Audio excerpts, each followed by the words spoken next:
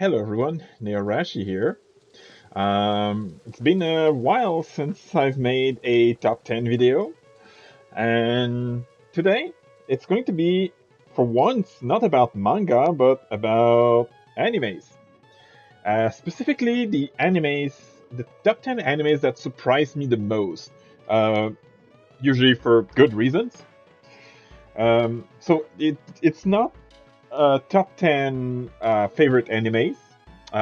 Spoiler alert, Laid Back Camp is not on this list. Uh, because Laid Back Camp actually didn't surprise me. I did have some expectation, and they were met, even exceeded, but it wasn't a series that surprised me because my expectation, even though they were surpassed, they were still really high because I like camping and I like cute girls doing cute things in general. So yeah. So for sorry, because there's a reason why I try to make my face appear on the left side of the screen. You'll see why in a couple seconds. So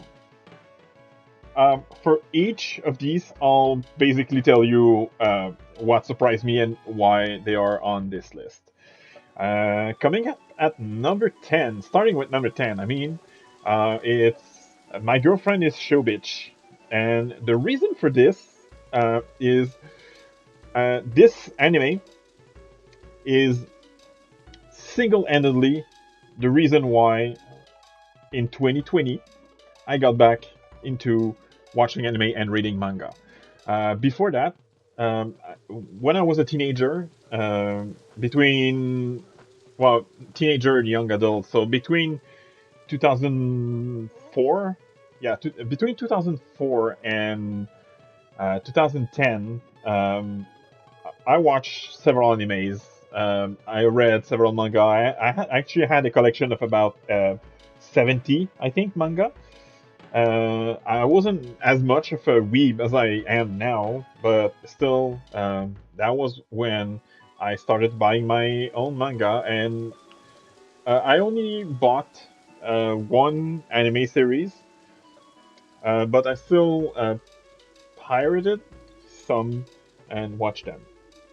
But then in 2010, I started to get out of the whole manga thing. I grew out of it.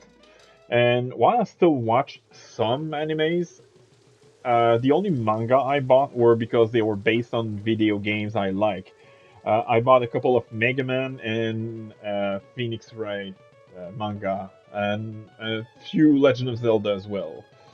But yeah, between 2020, between like late 2010 and early 2017, I bought maybe 9 volumes of manga, which is about what I buy per week now on average. So yeah, um, and in 2019, I started slowly getting interested into animes again, but I watched a couple ones that didn't fully got me into. I watched the first season, well, most of the first season of Seven Deadly Sins, which I didn't really like. Um, I watched the first season of Sword Art Online, again, didn't really like. And I watched a second season, I think, of Teasing Master Takagi-san, which I actually did like, but it wasn't enough to get me back into anime. And then, for some godforsaken reason, in August 2020, Amazon Prime Video suggests me this anime, even though I never watched anime on Amazon Prime. I got suggested this. I watched episode 1, and I was like, oh, this is good. And my girlfriend at the time told me, hey, you should buy the Blu-ray. And I was like, but it's expensive. It's like $70 for 10 episodes plus an OVA. And she said, well, that's usually the standard price for animes. I didn't know back then. So I bought it. We watched it together, actually. And um, again, shortly after that, I went back into anime, and that's why it's deserving of 10th place. And now I've been talking about this series for like 3 minutes, so let's move on to number 9, which is Gamers, which I also discovered in 2020. The main reason why it surprised me is because I actually uh, bought this without knowing what it was about. I saw it on Amazon. It wasn't that expensive. I think it was like $40 for 12 episodes, and I was like, "Huh, this looks cute." I mean, even the two guys looks nice, and it's about video games for the most part. So I was like, "This looks like right up my alley."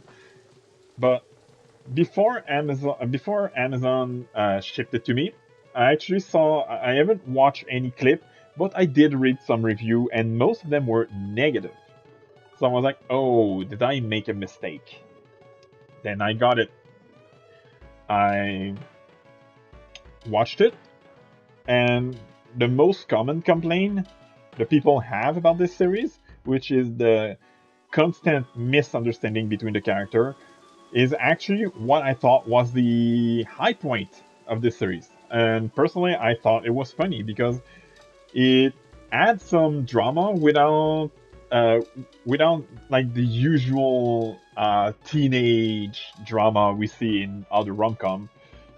So yeah, that's why I loved it that much. And the constant gaming jargon and gaming stuff that happens is also something that I like because even when I stopped watching anime and reading manga between 2010 and 2020, I was still a geek that played a lot of video games. Coming up at number 8, gushing over magical girls, and this one surprised me, probably not for the reason you're expecting. Um, I don't deny that I usually like fan service, and to be honest, this is kind of what initially got me to try this one, especially since I saw the manga at my manga store. Um, and whenever I got some clips online, it was always the more questionable scenes. I'm not going to go into details. If you watch the series or even read the manga, you know what I'm talking about.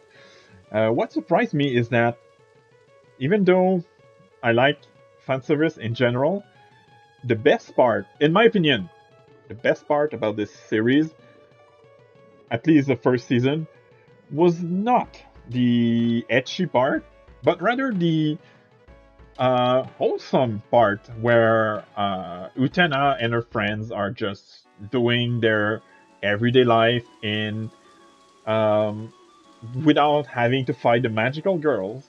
Um, I was really surprised, and that's basically why uh, this gets my uh, eighth place, and why I like this series. I wouldn't say I like this series so much because it's definitely not close to be my top 10, but yeah, I was surprised that what I liked the most about this series was probably what people expect the least out of a series like this.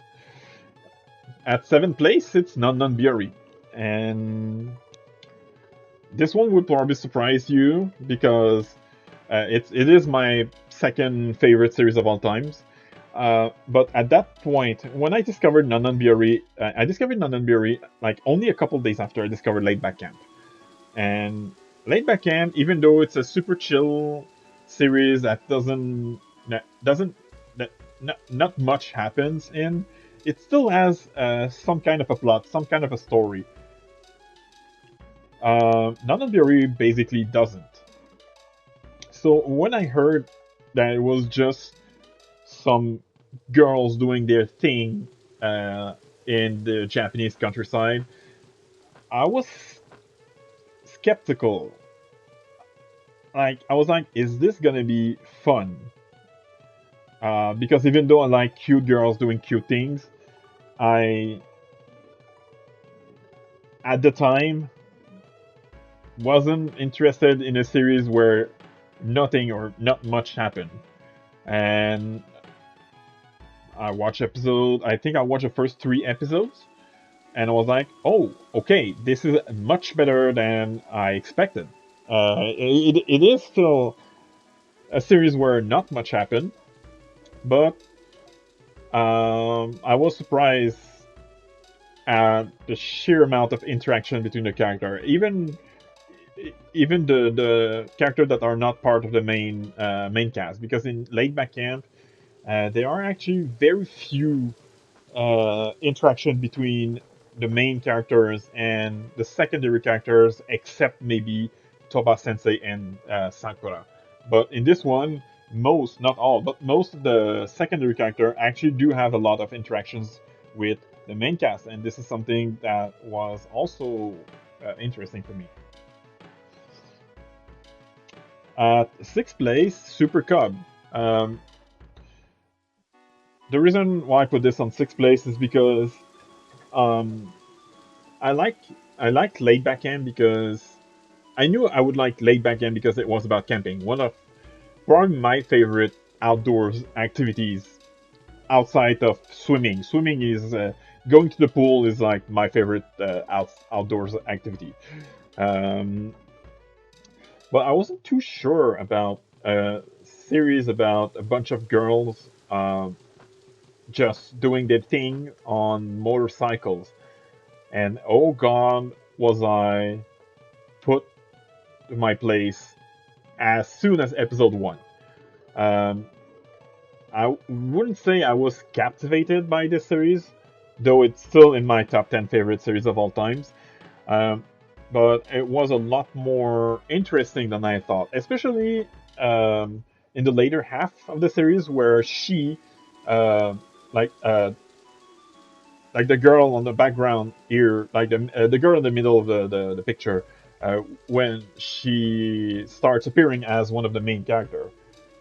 So that's when the series actually got even better than what I had anticipated. So yeah, this is a classic case that I didn't know what to expect, and I liked it a lot. Coming at fifth place, sorry, Happy Sugar Life. I think this one you can figure out why I find it surprising. I was aware that before I started watching it, I was aware that um, Satu was not a nice person. But the end of episode one shocked me. Um, it's not even something that it would be kind of spoilery to explain what happened at the end of episode one. But I knew that she was in love with Shio and that she wanted to protect her. But the end of episode one really shows us to what point she would go to protect Shio. And again, I'm not gonna say exactly what happens, but it is rather extreme. And in the end, it was a really good series. I loved it. It's actually my still to this day, it's still my like third favorite Yuri. Um, the anime is probably not as good as the manga, except for like a specific scene that happens in episode 9. Again, not going to show you because this is probably the biggest spoiler of the series. But yeah, I was 2021, late 2020, and I'd say between late 2020 and early mid 2022 was where I was really into Yuri. So I wanted to try um, different types of Yuri, and this one was the one that surprised me the most, by far. Next is My Wife Has No Emotion. Um, I basically decided to watch this last year when it aired. I actually heard about that series, I think 7 months before it started airing, because my manga store had the first few volumes of the manga in French. Um, but I basically randomly decided to watch this, and immediately it became one of my favorite. It was actually um, I actually like this series more than I like Laid Back M season 3, which aired the season prior.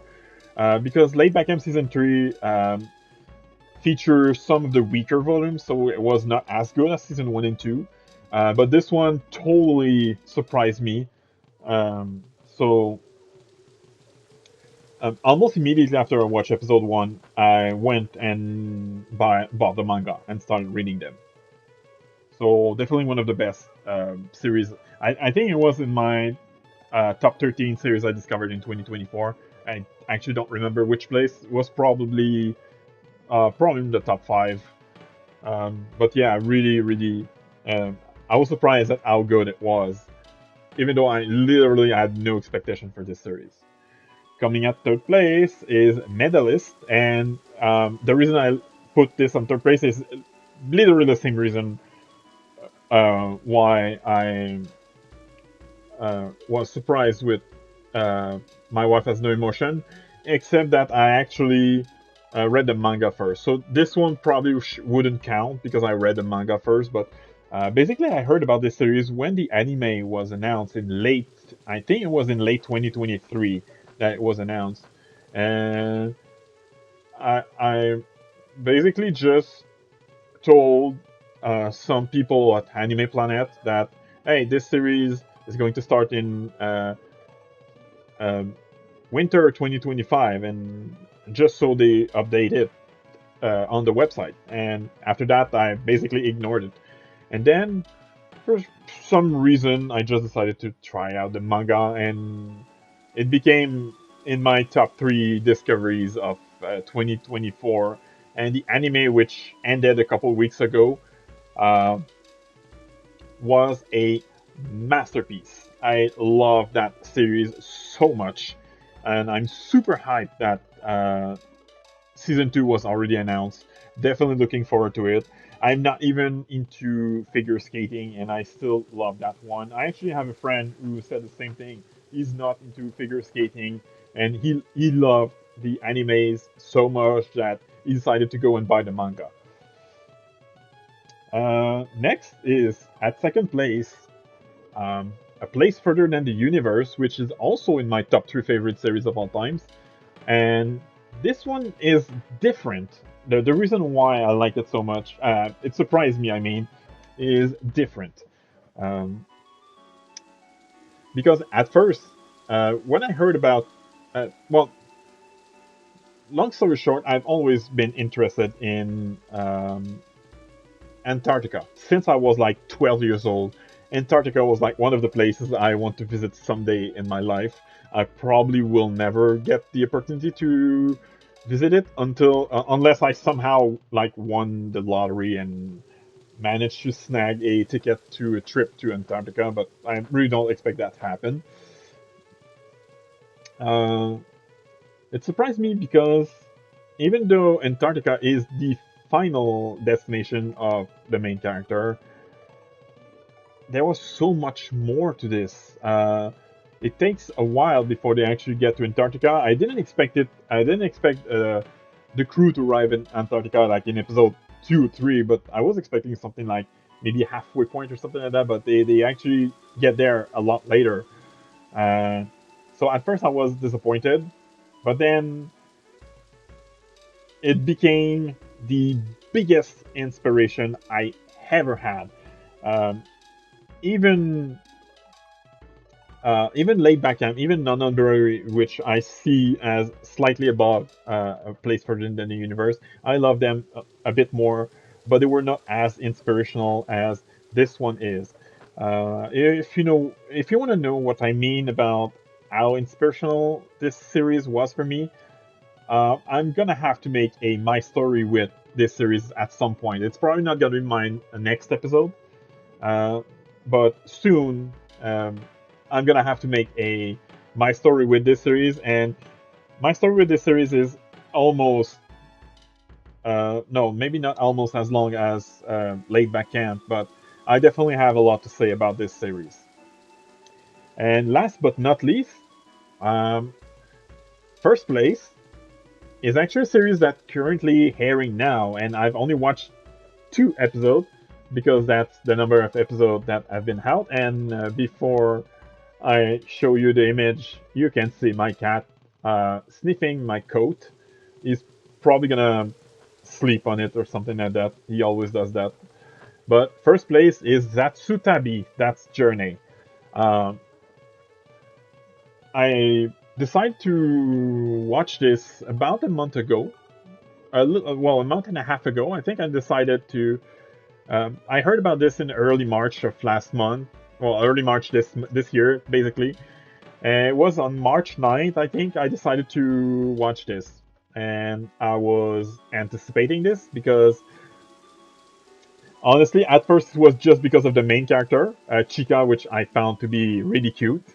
But then last week, well, almost 2 weeks ago at this point, I watched episode 1. And after I watched episode 1, I basically went to Discord and told one of my friends, "Oh my god, I think Laid Back Camp finally has some strong competition." And she basically figured out that I was talking about Zatsutabi. Um, Basically, Zatsutabi is really kind of like Laid Back Camp, except you trade off the camping for tourism in general. Um, the music, the art style, the places we see in the series, everything is amazing. I got the same vibe as Laid Back Camp. Maybe not the Moonlight Seat at the end of episode 1. That is still one of the most amazing anime scene I've ever seen.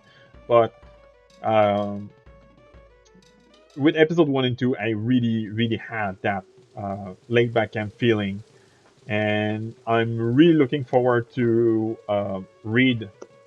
watch the rest of the series, and I'm really hoping that a French or English publisher uh, translates the manga into French or English, because it really is that amazing. If you like Laid Back Camp, you really owe yourself to watch this. Zatsutabi is honestly, I mean, I've been I've been praising Laid Back Camp for 4 years and 3 months at this point, since January 2021, and honestly, Zatsutabi might just, if the remaining 10 episodes are as good as the first two, Zatsutabi might just take the throne of my favorite animes of all time. It's really that good. And now my cat is doing something I don't want him to. I don't want him to go to that place just above my head right here. Yeah, but I'll scold him later. Anyway, yeah, Zatsutabi so far, uh, even though uh, even though I praised Medalist recently, Zatsutabi is so far. I mean, we're still early in the year, but so far, anime of the year. If, if maybe there's something else that I'm gonna like even more, but uh, nothing gave me the feeling that I got with Zatsutabi other than Laid Back Camp, which is why it's my first place of animes that surprised me so far, even though I only watched 2 episodes as of when I record this. Well, that was it. Uh, I talked a lot longer than I thought I would have, but I hope you enjoyed, and I'll see you next time.